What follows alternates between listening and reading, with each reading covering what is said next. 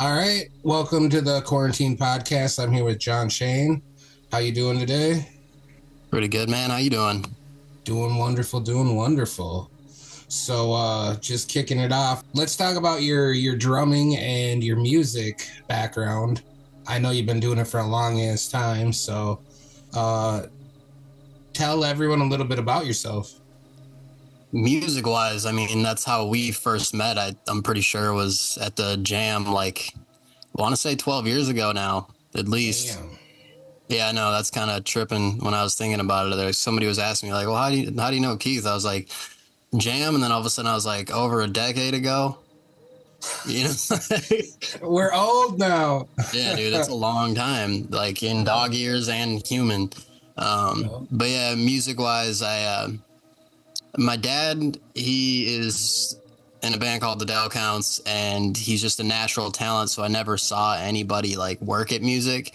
And then one day I decided that I needed something to do, and I was about 19, 20 when I decided I kind of wanted to figure out how to play drums, and came up with my own theory, or at least I thought it was. But Thomas Lang, this master drummer, came up with it as well, um, based on music theory, where mine was based on physicality. So I was a fitness nerd, and I basically figured out that there was rudiments, and rudiments are, to me, the alphabet.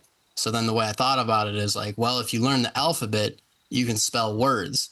If you can spell words, you can spell sentences. If you can spell sentences, you can tell a story. And if you can tell a story, a good one will make people react and elicit an emotion. So I just came up with this thing, what I called clockwise rudiments, where I would go in a circle and do like single strokes this way, single strokes with my hand and my feet, and then my feet, and then diagonals. And then I'd start including independence, and then doing that as well.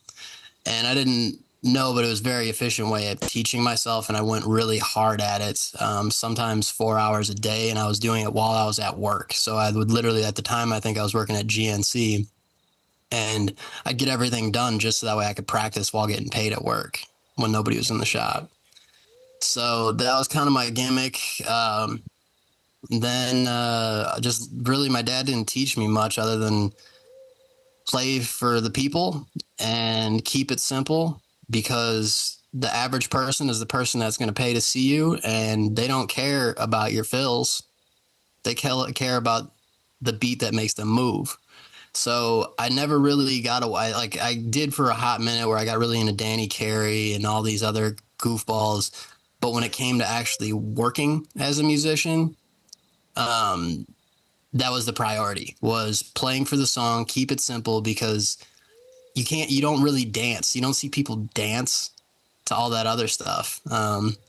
So I had a guitar player here that was a phenomenal freak of nature, my buddy Eric Roundsville. I still to this day think he's one of the baddest that I've ever seen, and I've seen a ton.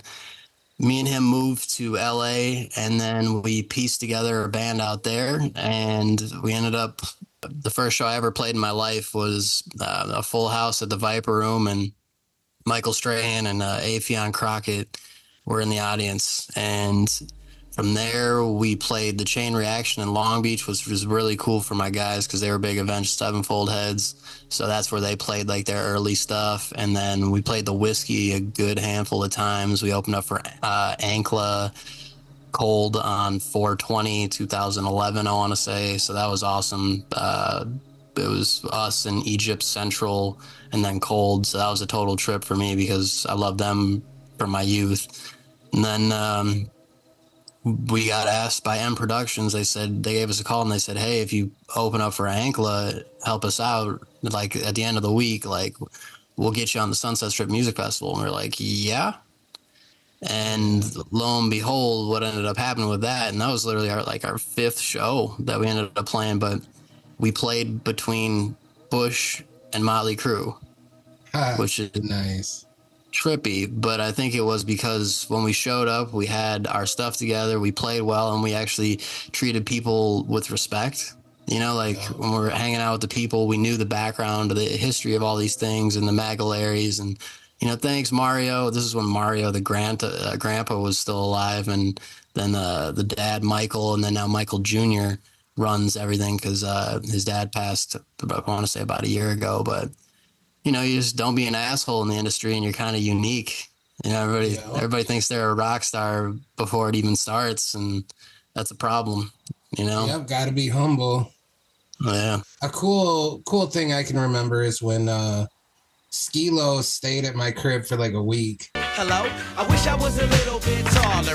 And that was like insane because I grew up listening to Skilo, and a lot of it was because he was a short dude, didn't get the chicks, didn't have the money, and I just related with that so much. And like his first album, I Wish, was just that was the soundtrack of my life from fucking middle school through high school, and I'm just like, he was just dope. And yeah, I finally he actually hit me up through email, and he's like, It's a hamburger, a cheeseburger, a Happy Meal, milkshake, Diet Coke, bigger, larger, smaller size, chicken Oriental with salad on the side. yo, you want to do a show, blah blah blah.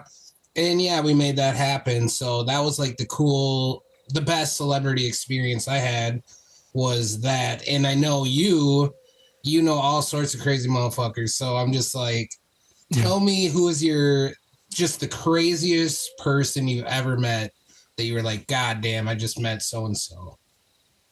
Well, I mean, recently was the Hulk Hogan thing. Yeah. Because there's a little background about it too, where you know he was the childhood hero of everybody, and then even through his ups and downs and all that stuff. But it really, I mean, when you go back, it was like Arnold and Hogan, and then Rocky kind of thing, right? But so there's a kind of a backstory to that one, was because when I started to learn how to play drums, I was like very obsessed, and I learned the stories, the origin stories to the end and everything in the middle. So that way I know how the path that people take to get to those places, because it's been done before. Therefore I can do it if I work my ass off, is kind of my thoughts. And so I'm talking to my dad. I'm like, yo, dad, like we're watching wrestling on a Monday night. I'm probably like 21 ish, right? 20 years old. And I go, did you know that Hogan wanted to be a musician before he ended up being a wrestler? He goes, yeah, he used to play with my band. And I had zero response because, like, we've watched wrestling since I can remember, and he's been on TV. You never say anything. He never says anything about anything cool, to be honest with you, that he's done. So I just let it hang. And then I heard it from a couple other people kind of quietly. This guy, Steve, they're both very humble dudes. And I'm like, so Steve, that happened? He's like, yeah, I used to come to Grandma B's and Burnsville Bowl and da-da-da-da and all this. And so I'm like, all right. So then when I had the opportunity, because I was working with Cowboy Jacks for some advertisement stuff with Trunk Drop. So I was working with Cowboy Jacks because we were doing some advertisements there. And then I overheard that he was launching his beer, and he was in Minnesota. And I wasn't supposed to be privy to that knowledge because there's like rules and regulations on how to promote it, promote alcohol. So I found out. I saw him at the mall, had a conversation with a couple of his people that knew my dad, a bunch of old heads that were in a bar. So obviously, if you were participating in anything bar related from the 60s, 70s, 80s, for sure, you knew who he was, like just without a doubt. And so then I ended up going to this next spot that he was going to, and I was one of like 6 people that were there. And I let these people go ahead of me because I wanted to know if my dad actually played with him. Not that I didn't trust him, but it was just such an awkward thing. So I get up to him, and he just kind of had this shit-eating grin, like he knew something was about to pop off. And I go, you ever hear the Burnsville Bowl? He's like, yeah, I was talking about it on the news on KARE 11 this morning. I was like, oh, for sure. Well, you ever hear the Dell Counts? He was like, Dell Counts? Yeah. Well, how do you know the Dell Counts? I was like, well, my dad's the guy that started. He's like, who's your dad? I said, Charlie. He's Charlie? I was like, yeah, that's him. And he started going back on the old times because that was before he broke, right? He was the Hulk Hogan here, but he wasn't WWE Hulk Hogan yet, right? Yeah. So he's still in that mindset of like, if it doesn't work, I still want to be a musician, but if this pops off, then it is what it is. So he would literally get done wrestling in front of all these big crowds, and then he'd go sit in with my dad at the Burnsville Bowl and Grandma B's, and so that was kind of a trip. Like, I'm getting chills talking about it right now because it's like it's kind of wild that one of your heroes literally used to love playing with your dad. Oh, yeah. Like, it just was one of those things that, like, I've done and seen and whatever, some interesting stuff, but that definitely was one that I was like, this is pretty damn cool. So that's the most recent one that I'd say is up there. The VMA Awards was kind of trippy because I met everybody just, you know, briefly, but like Cameron Diaz to Forrest Whitaker's to Danny McBride from Pineapple Express. I actually asked him, I said, so have you ever smoked Pineapple Express? Like, it was the dumbest, most ridiculous thing that I could have ever said, but it was like, I'm just standing next to him, and like the movie came out, and I was just a cornball that hadn't really been in LA for that long. So did he? But oh yeah, he looked at me goofier than hell. Like, like, are you stupid? And I was like, I'm stupid. Like, in my head, I'm like, but then it got funnier, but it was just like, that was all I had, because I'm just standing right next to him in the circle, and I didn't have anything to say other than like that. So that's, seeing my boy Mike do what he's done is phenomenal, and watching it all happen and being a part of it was it was one of the coolest things ever. And then just being a part of that transition into TV and watching it and hearing him say things that I said to him back to me years later, it's like, it's pretty cool, you know, because not everybody gets to see or feel the big wheel and how it really works. And I've got to experience that on a lot of different levels. And because people can think they know, but really, like, they don't really know. And not to be talking about, but there's certain things that you don't want to believe, like the P. Diddy stuff. Like, dude, it's wild out there. And I'm happy that I did what I did with all of my integrity, because, man, there was opportunities for me not to have it, and things could have been very different, but I was going to make it my way and the right way. So I'm grateful for it, because I'm actually observing somebody that I think is making the wrong decision that I know knows the difference between right and wrong and has a lineage in the industry. And it's kind of sketchy, because it's like, yeah, you're going to make it, but you've definitely lost yourself. And that's a part of the big wheel sometimes. You got to either be that good or be willing to walk the line that is not your line. Can't sell your soul. I mean, you can, but I'd never do it. There's no refunds. So what would you give for some advice to musicians just starting out? What would you tell them? Don't think that you need to write the White Album. That's a Beatles reference for those that are probably not old enough to even remember or know. But admit that there's no music without the business, and there's no business without the music. And me and you have had this conversation about marketing. And then I remember when you started doing the YouTube stuff, and next thing you know, like, damn near, I mean, what are you at, like 1 million on one of those videos almost now? Not quite. Between everything, I got about 500,000. Yeah. But it's like, you can have the best band that nobody ever knows. So you got to know how to get in front of people. You have to be seen to get a following, but if nobody knows you, you can't get followed. You need to have something, be so talented, one, but also be able to tell people or find somebody that can. That's actually a huge thing. It's like Arnold used to say, is if you can't market yourself, you better find somebody that can. He had Joe Weider. And typically the artist should be the artist, and the manager or the PR and all that stuff should be that job, because it's a lot of damn work to be all of them. There's very few people that can do it all. And especially if you really want to make it to a level, you can't. You literally have to just be that good at your instrument that people want to be a part of you and help you, things like that. So know that you need to know, especially, and it's actually a lot easier now. When we were coming up, it was 2011, and it was like the height of the 360 deal, and there really wasn't any independent artists that had it figured out yet. So there is a path as an independent, but just study the hell out of it. Know all of your mediums and avenues that you can make some type of money from, even though there's a Spotify ain't paying nothing.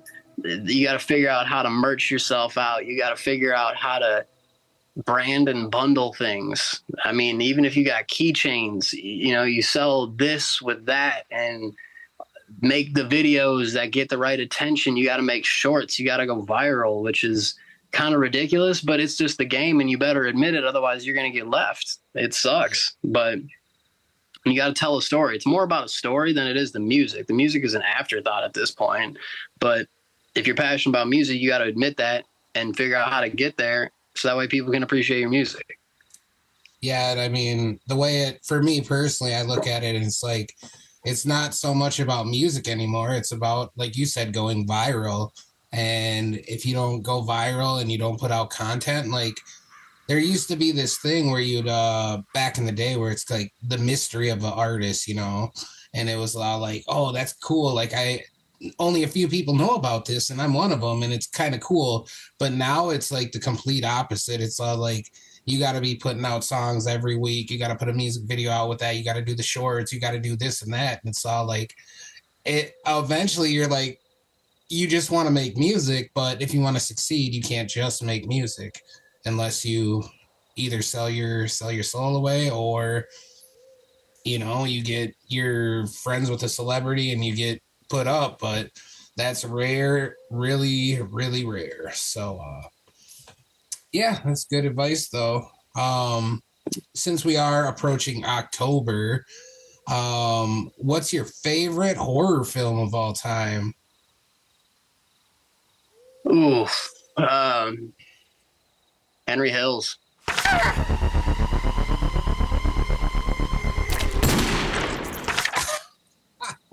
Wow. There you go. Yeah, that independent wise, we'll go that route. Man, I mean, I like funny ones to like. Honestly, I always remember Leprechaun in the Hood because that Lep in the Hood's always up to no good. Yeah, like just I like Lep in the Hood come to do no good. Lep in the Hood come to do no good. I mean, just the classics too. We used to like have sleepovers when I was younger, and we would rent 4 horror movies like when we were young, like probably between 10 and 12. It was great. But and the most random ones too, but you know, the Halloweens too, you know, just yeah. I'm kind of simple in my depth in a lot of ways. But I'd say those are probably my top ones. Not a lot of new ones, man. Like I'm definitely that early 80s or like late 80s, early 90s type. I actually was thinking about that. Oh yeah. I mean, it just, even the cinematics of it, you know, like just the way that they approached it, even some of the corny stuff was cool because it was a type of corny that made sense for what they were doing. Right. Oh yeah. Like how they would cut scenes and it's just like, obviously they're not stabbing the person at all, but it's just like, it worked for the moment in time, stuff like that. Yeah. I mean, all the Rob Zombie stuff, yeah, House of a Thousand Corpses. I actually got to rank that one up there pretty high. Funny, and it just had Rob Zombie all over it. You know, like his artistry. It felt different than your atypical standard. So I like that too. Hell yeah, Rob Zombie's dope. He's a big inspiration, and I also was inspired by The Terrifier, which they had like a $40,000 budget, and then now they're putting out their third one and they have millions and millions of dollars, and they did it just making a good low budget film. And I'm like, that's dope. And I'd like to see that. But moving a little different, what's your thoughts on AI and the future of AI? Oof, this is a heavy thing, man, for me right now. But let me actually just chop on this. So I'm a startup CEO and I understand a little bit about a lot of things. And one of them is venture capital, and where VC money flows, is where the future themes of the world are kind of going, right? So my company is VC backed, and you get a little closer. Like if there's layers, there's levels to this game, right? And there's themes of startup weeks and big panels and things like that that are very important. And I've been to all of them. LA, New York, Twin City Startup Week was here like last week. So I've been pretty experienced. Well, the theme of LA Tech Week and San Fran this year, in my opinion, is creators. And then AI, where that's surprising in a lot of ways, because you would think that AI is everything and where everything's getting dumped. But what my theory is they are pumping creators for everybody to put out all of the information, and they're going to scrape it all, everything. They're going to understand the human condition and map the human mind. They're going to do a neural genome project. I think that they're going to complete and then have the ability to create an AI hive mind in completion because of that. So they're going to hurry up and have all the humans push all of this information out, and then they're going to have all of the data because they're going to be encouraged because of the money to act, right? Yeah. And then when they do that, they're going to then create the perfect program, and then it won't be necessary for us to do a lot of work, because we'll probably end up checking a box that says, yes, you can use my image and likeness because your software is so great and I have to use it because it's the greatest, freest software there is to use for this stuff, right? And then once you click that box, if they ever decide, hey, you know, John's a great dude and all, but all we got to do is say, make Jon Schoen say that he likes this and will do that and talks like this, very excited, da da da da da. And next thing you know, you don't really need to get the push anymore. You don't need to be out there because we already got you. Yeah. So it's crazy because I'm a neuroscience kind of nerd on the side, and they got us by the dopamine, man. Like they really do. Everybody is a goldfish, and in a lot of ways worse than a goldfish. And that's easy to move where people or organizations want you to move. Yep. So yeah, it's crazy to think about. Like, I mean, you can basically right now you can type in a song that you want and be like 50s doo-wop style, and it'll pump out a song in like 20 seconds, and you're like, damn, that shit's dope. And then but then you write a song and you're spending fucking a couple hours writing the song, a couple hours recording the song, a couple hours mastering, edit the song. They can do that shit like that. And it's scary, but I just don't think a lot of people understand like how worthless we're gonna be, as shitty as that sounds, you know, because they can do everything and so quick. But we'll save the AI shit for another time because there's a lot to go into with that. But the last part I want to talk to you about is, tell me all about Trunk Drop. Yeah, so Trunk Drop is the app that I'm the CEO of at the moment. We were in beta MN, the cohort here. We were in beta blocks in Kansas City on that reality show with Wes from, I guess, House of Villains now, but he also won the challenge a bunch of times, and he's on the Real World Austin. Also was in G beta in Indiana, and then also Generator, the investment accelerator in Nebraska. So the state of Nebraska invested in us. We won the beta showcase here. We won the pitch competition here, et cetera, et cetera. But essentially it is a on-demand free market delivery platform. So we let the drivers set their own rate and say whether they want to take the gig or not. So they're actually compliant with the labor laws. So if you remember Uber and Lyft here, they were talking about leaving.